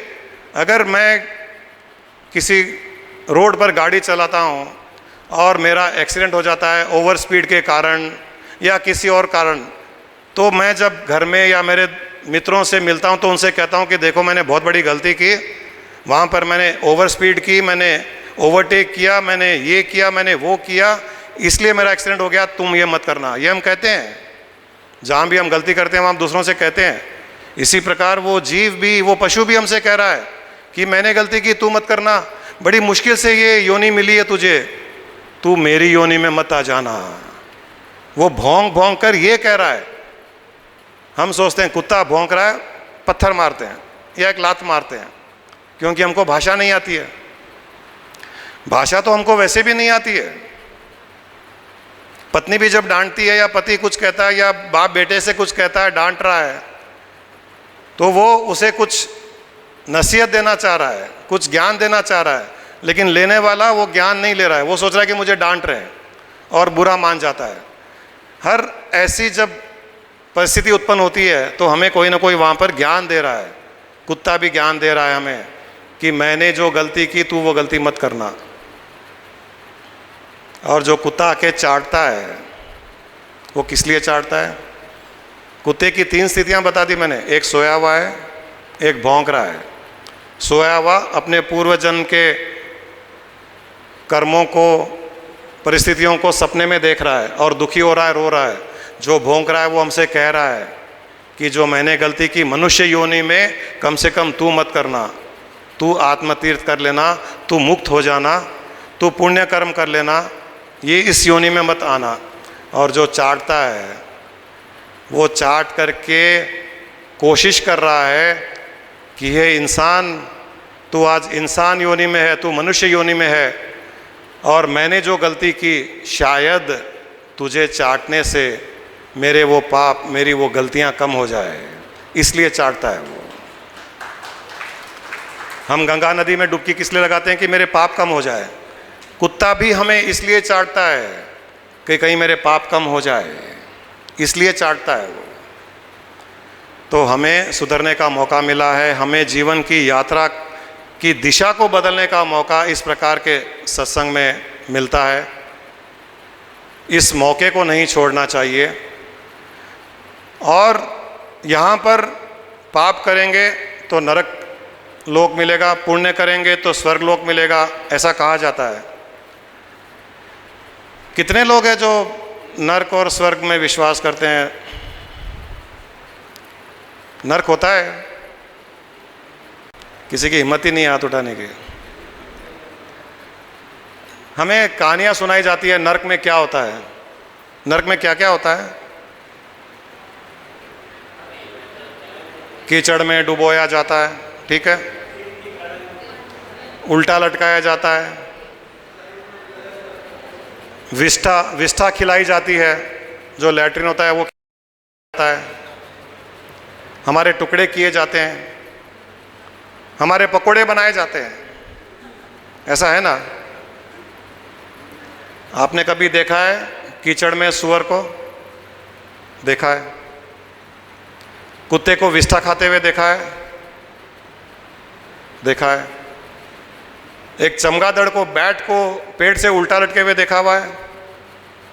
बैट उल्टा लटकता है पेड़ के ऊपर, चमगादड़ उल्टा लटकता है पेड़ पर, उल्टा लटका हुआ भी देखा हुआ है।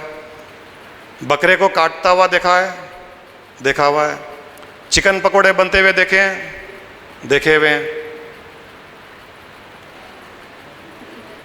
है नरक? नरक है, जो बताया गया है यही है। काटे भी जा रहे हैं, पकोड़े भी बनाए जा रहे हैं, उल्टे भी लटकाए जा रहे हैं, कीचड़ में नहलाए भी जा रहे हैं, सब है। आपने कभी ध्यान ही नहीं दिया। ये है नरक लोक, साइमल्टेनियस लोक्स हैं एक ही जगह। ये हमारी अज्ञानता है कि नरक और कहीं होगा। स्वर्ग लोक भी यहाँ पर है। स्वर्ग लोक में क्या होता है? बड़े बड़े मकान, महल, दूध की नदियाँ, बड़े बड़े सिंहासन, इंद्र के जैसे। ये नरक का दृश्य हम यहाँ रोज देखते हैं, इसलिए ये नहीं कहा जा सकता कि नरक नहीं होता है। और हम स्वर्ग का भी दृश्य देखते हैं, बड़े बड़े मकान में बड़ी बड़ी गाड़ियाँ, जहाँ पर नृत्य हो रहा है, डांस हो रहा है, म्यूज़िक बज रहा है, सब हो रहा है, वो भी हम देख रहे हैं। डिस्को में चले जाइए, पब में चले जाइए, वो स्वर्ग ही है, वो 100% स्वर्ग है। और वहाँ पर भी लड़ाइयाँ होती है, वहाँ पर भी झगड़े होते हैं, स्वर्ग में भी होते हैं। स्वर्ग में भी इंद्र लड़ाई करता है, देवता असुरों से लड़ते हैं, देवता आपस में झगड़ा करते हैं। आप शनि सीरियल देखते होंगे कई लोग, उसमें आपस में दुश्मनियां दिखाती है देवताओं में। स्वर्ग में भी दुश्मनियां होती है। स्वर्ग लोक का अर्थ है सुख सुविधा, फिजिकल सुख सुविधा। स्वर्ग लोक का अर्थ शांति नहीं है, आनंद नहीं है, फिजिकल सुख सुविधा। जहां जहां जिसके पास में ग्रॉस फिजिकल लेवल पर फैसिलिटीज है, लग्जरीज है, पैसा है, नाच गाना, बड़े मकान, बड़ी गाड़ियां, तो वो स्वर्ग लोक में ही जी रहे हैं। और ये सुअर, कुत्ता, ये चमगादड़, ये बकरे को काटना, चिकन पकोड़े, ये नरक लोक है। या जो गरीब हैं, जो लाचार हैं, जो अंधे हैं, या और भी कई शारीरिक तकलीफ़ें हैं जो नरक योनि की तरह भोग रहे हैं, वो नरक में है। इन दोनों योनियों में राग, द्वेष, लड़ाई, झगड़ा, एनमिटी सब होता है। स्वर्ग में भी इससे बचावा नहीं जा सकता, हम बच नहीं सकते हैं। परंतु केवल एक ही लोक है जहां पर ये सब नहीं होता है। पाप कर्म करोगे, नरक लोक भोगोगे। सुअर बन के आओगे, कुत्ता बन के आओगे, चमगादड़ बन के आओगे, चिकन बन के आओगे, पकोड़े बनेंगे, बकरे बन के आओगे, कटोगे। पाप योनि करोगे, पाप करोगे तो ये कर्म भोगने पड़ेंगे। पुण्य कर्म करोगे तो बड़ी बड़ी मकान मिलेंगे, बड़े बड़े गाड़ियाँ मिलेगी, सुख सुविधा, पैसा मिलेगा, ये स्वर्गलोक है। परंतु वहाँ पर भी राग, द्वेष, दुश्मनी आदि होगी, रोना धोना होगा। परंतु एक लोक है जहाँ पर रोना धोना नहीं, राग द्वेष नहीं, दुख नहीं, कष्ट नहीं, कोई तकलीफ नहीं। वो लोक, वो ब्रह्मलोक है। वो भी यही है, वो यहाँ से बाहर नहीं है। तीनों लोक यही है। नरक लोक भी है, मैंने आपको सीन बता दिया नरक लोक। अच्छे से दिखा दिया ना नरकलोक का सीन, स्वर्गलोक का भी दिखा दिया।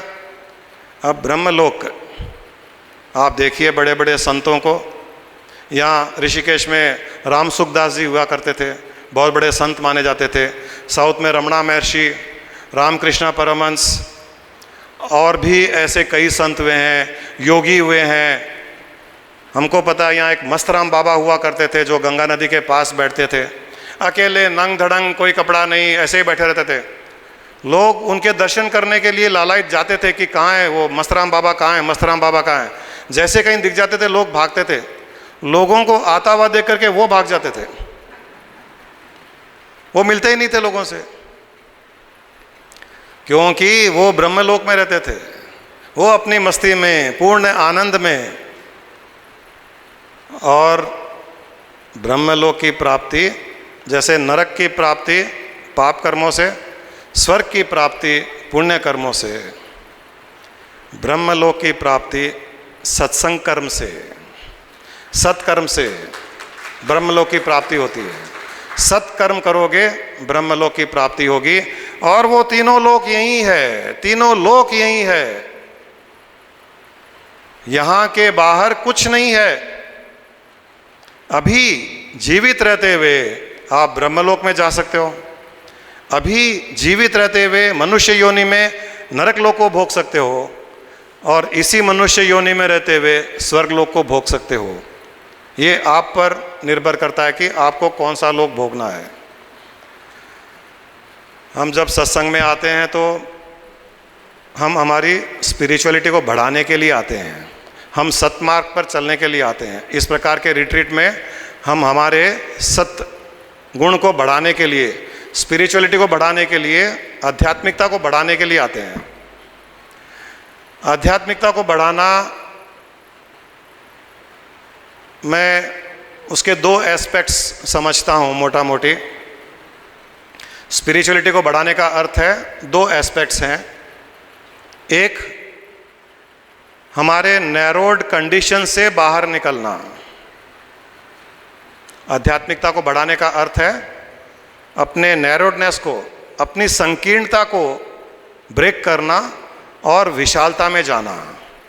छोटी छोटी बातों में, छोटी छोटी कमियों में उलझना नहीं, छोटे छोटे दुश्मनियाँ, छोटे छोटे राग द्वेष, ये सब नहीं करना। अगर हम यहाँ हॉल में बैठे हुए इसे अगर हम संसार कहें, संसारिकता कहें, तो हॉल से बाहर जाना आध्यात्मिकता है। बंद कमरे से खुले में जाना आध्यात्मिकता है। बाहर जाकर करके नीचे ज़मीन पर देखना, गंदगी देखना, खड्डों को देखना, कुट कुट कुट कुट कुट करना संसारिकता है। बाहर जाकर आकाश को देखना आध्यात्मिकता है। कहीं भी जाते हुए कमियां देखना संसारिकता है, अच्छाइयां देखना आध्यात्मिकता है। किसी से एक्सपेक्टेशंस करना संसारिकता है, एक्सेप्टेंस करना आध्यात्मिकता है। एक तोते को आप पिंजरे में बंद कर दीजिए, पिंजरे में बंद किया हुआ तोता आपको लगता है कि आपको सुख दे रहा है। उस सुख के साथ में आप दिन में 2-4 बार उससे बात करते हो, मियाँ मिट्ठू मिट्ठू, राम बोल, कृष्ण बोल, ये बोल, वो बोल, 2-4 मिनट बात करते हो, चले जाते हो। बाकी 24 घंटे बेचारा वो पिंजरे में पड़ा रहेगा। आपको वो 2-4 मिनट के सुख के लिए आप तोते को पिंजरे में बांध देते हो। पिंजरे में बांधने से वो अपना क्रियाक्रम, वो पेशाब, लैट्रिन, बींट, उसके पंख गिरते हैं, गंदगी करता है, वो सारा का सारा पिंजरे में ही करता है। और बेचारा तोता तो कोई झाड़ू पोंछा नहीं करता है, डस्टिंग नहीं करता है। वो झाड़ू पोंछा डस्टिंग भी आप ही करते हो, उसकी गंदगी भी आप साफ करते हो, उसके पंख भी आप निकालते हो,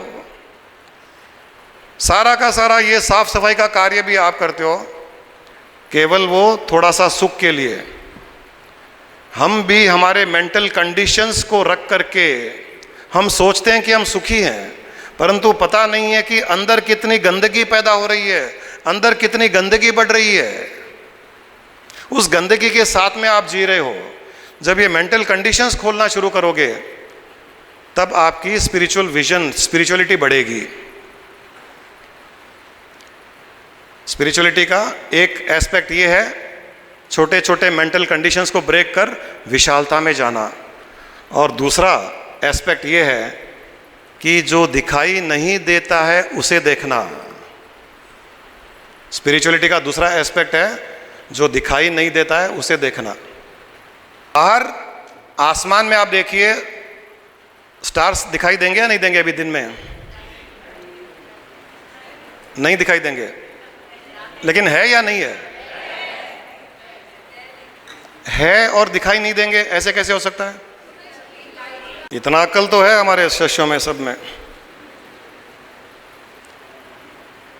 सूरज की रोशनी के कारण तारे दिखाई नहीं देते हैं दिन में, मतलब वो है, दिखाई नहीं दे रहे हैं। ये स्पिरिचुअलिटी है। दिखाई नहीं देते हुए भी विश्वास करना कि वो है, ये स्पिरिचुअलिटी है। आपको यहां भगवान क्यों दिखाई नहीं दे रहा है?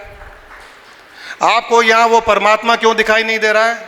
आपको यहां वो सर्वव्यापक ब्रह्म क्यों दिखाई नहीं दे रहा है? क्योंकि यहां पर दुनिया का सूर्य इतना रोशन से चमक रहा है, दुनिया का, संसार का, माया का इतना रोशनी फैली हुई है कि उस रोशनी में आपकी आंखें उस ब्रह्म को नहीं देख पा रही है। नहीं देख पाने का अर्थ ये नहीं है कि वो नहीं है। और यहां गुरु यही कार्य करता है, वो नहीं दिखने वाली चीज को दिखाता है। इसलिए हम सुबह ध्यान में आपको दिखाते हैं, आंख बंद करके उस रोशनी में भी दिखाते हैं कि वो है। आज ही मुझे कई लोगों ने शेयर किया कि आज का ध्यान इतना अच्छा रहा, हम हमारे अस्तित्व को ही भूल सके, शरीर का एहसास ही नहीं रहा। कई लोगों को अनुभव हुए अच्छे, कितने लोगों को अच्छा लगा आज का ध्यान? Almost everyone. वाह ज्ञानदीप, कई लोगों को ऐसे अनुभव हुआ कि आज हमको पता ही नहीं चला कि हम कहाँ बैठे हुए हैं, शरीर है या नहीं है। तो हमने आपको वो अनुभव करवाया जो साधारणतया आप अनुभव नहीं कर पाते हैं। यही तो हम कह रहे हैं कि यहाँ वो है, यही वो है जिसको आप ढूंढने सारा संसार भ्रमण करते हो, और ये कहते हो कि वो दिखाई नहीं देता है, और दिखाई न देने के कारण आप उन चीज़ों में उलझ जाते हो जो दिखाई देता है। हम कहते हैं उसको देखो जो दिखाई नहीं देता है, उस विषय को देखो, उस चीज़ को देखो जो दिखाई नहीं देता है, साधारण आंखों से दिखाई नहीं देता है, उसको देखो। मैंने जैसे कहा था पहले, गुरु 3 स्टेजेस में एनलाइटनमेंट करवाता है। पहले अपने आप में एक आकर्षण क्रिएट करता है, पूरे आत्मा के गुण प्रकट करता है, अपना प्यार, आत्मा का ज्ञान, उसका आनंद, उसकी मस्ती, ग्लिम्सेस की आत्मा क्या है वो करवाता है। तो उसके अट्रैक्शन से लोग उसके साथ में जुड़ जाते हैं। गुरु बहुत अच्छे हैं, हमारे गुरु बहुत अच्छे हैं, हमको खिलाते हैं, हमको पिलाते हैं, हंसी मजाक करते हैं, मस्ती करते हैं। वो किस लिए करते हैं? कि तुम जुड़े हुए रहो। जब तक आकर्षण क्रिएट नहीं होगा, अट्रैक्शन क्रिएट नहीं होगा, जुड़ के नहीं रह पाएंगे। सलमान खान अच्छी एक्टिंग नहीं करेगा तो मूवी देखने कौन जाएगा? तो पहले सलमान खान बनना पड़ता है, दीपिका पादुकोण बनना पड़ता है, तो लोग आएंगे, वो गुण प्रकट करेंगे, एक मौका मिलेगा। सेकंड स्टेज में गुरु एक्सपीरियंस करवाता है, ध्यान करवाता है, निधि ध्यासन करवाता है, आप स्वयं को अनुभव करवाता है। आप कहोगे कि आज मैंने अनुभव किया है, उस स्थिति को अनुभव किया है जो आज तक मैंने सुना है। ये सेकंड स्टेज हो गया। थर्ड स्टेज में निधि ध्यासन करवा करके जब आप उसमें पूर्ण रूप से स्थित हो जाते हो, तब आपको वो खुला छोड़ देता है कि जाओ अब संसार में रहो और जा करके दूसरों को एनलाइटन करो। भृंगी कीड़े के जैसे एक कीड़े से दूसरे कीड़े को भृंगी कीड़ा बनाता है, दूसरा भृंगी कीड़ा तीसरे भृंगी कीड़े को कीड़ा बनाता है। फिर अपने पाशों से वो गुरु मुक्त कर देता है शिष्य को कि जाओ अब तुम मुक्त हो। हमारे जैसे विक्की है, कुछ ही दिनों में निधि ध्यासन कर करके उस स्थिति में स्थित हो गया, वो उस ब्रह्म का आनंद ले रहा है, हर पल उसी को देख रहा है। और जो विकी को जानते हैं, उसकी फैमिली वाले या दूसरे लोग, प्रीति बहुत हंसती है विकी का नाम आता है जब, ये इंसान ऐसा था कि आज तक किसी को ग्लास का पानी नहीं दिया उठा करके। घर में कोई भी गेस्ट आ जाए, उसके जीजा आ जाए, चाचा आ जाए और कोई बड़े बड़े साधु संत आ जाए, किसी को ग्लास का पानी उठा के नहीं दिया। और आज वो नौकरों के जैसे हर एक को कुछ ना कुछ देना, हर एक को खिलाना, उसकी झूठी प्लेट को उठाना, ये इंसान से कभी कोई एक्सपेक्ट भी नहीं कर सकता था। कल हम लोग एयरपोर्ट से यहाँ आए तो गाड़ी में कचौरी रखी हुई, मिठाई रखी हुई, कोल्ड ड्रिंक्स रखे हुए, पानी की बोतलें रखी हुई। ये वो विकी नहीं कर रहा है। अगर कोई सोचता है कि ये विकी कर रहा है, विकी नहीं कर रहा है। ये जो आत्म तीर्थ किया उसने, वो आत्मा कर रही है। वो आत्मा का आनंद उस शरीर से करवा रहा है। जब हम आत्मा में स्थित हो जाते हैं, उसके आनंद में रहते हैं, हम प्यार के बिना रह नहीं सकते, नहीं रह सकते। हम करुणा बरसाए बिना रह नहीं सकते। किसी को प्यासा, किसी को भूखा नहीं देख सकते, किसी को मुंह लटकाया हुआ नहीं देख सकते। हम भी रोते हैं कई बार। हमारे शिष्य जब रोते हैं, दुखी होते हैं, तकलीफ में होते हैं, उनके सामने नहीं रोते हैं, अकेले में रोते हैं, हम भी रोते हैं। ये प्रेम छुपाए नहीं छुप सकता है। इसलिए थर्ड स्टेज में उसको स्थित कर करके फिर दुनिया में छोड़ देते हैं कि जाओ अब तुम दूसरों को ये प्यार दो, ये करुणा दो। ये 3 स्टेजेस में इस प्रकार आत्मतीर्थ का आनंद लिया जाता है। मैं सबसे यही कहना चाहता हूँ, मैं बार बार कहता हूँ, हैदराबाद के सत्संग में भी कहता हूँ, ये मनुष्य योनि बड़ी मुश्किल से मिली है। इसका उपयोग कीजिए, प्रगति कीजिए, प्रोग्रेस कीजिए, प्रॉस्पेरिटी बढ़ाइए, इसमें कोई गलत नहीं है। वेल्थ क्रिएट करना, पैसा कमाना गलत नहीं है, बिजनेस करना गलत नहीं है, परंतु केवल उसी में एंग्रॉस हो जाना गलत है।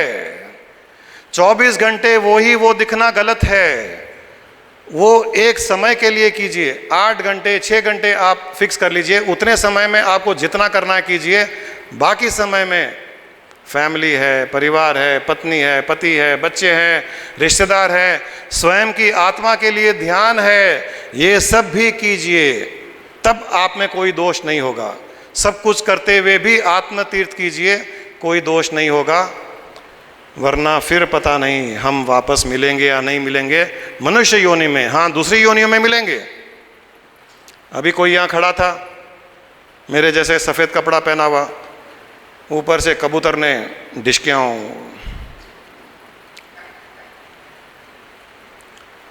वो भी उससे कह रहा है कि तू क्या कर रहा है, बड़ी मुश्किल से तुझे ये योनि मिली है, यहाँ ऋषिकेश में आया, तू क्या कर रहा है, टाइम वेस्ट कर रहा है। टाइम वेस्ट मत कर, जा अंदर जा, कुछ कर, सीख, ज्ञान ले, आगे बढ़, अपनी मार्ग, अपनी दिशा बदल जीवन की। वो भी यही कर रहा है।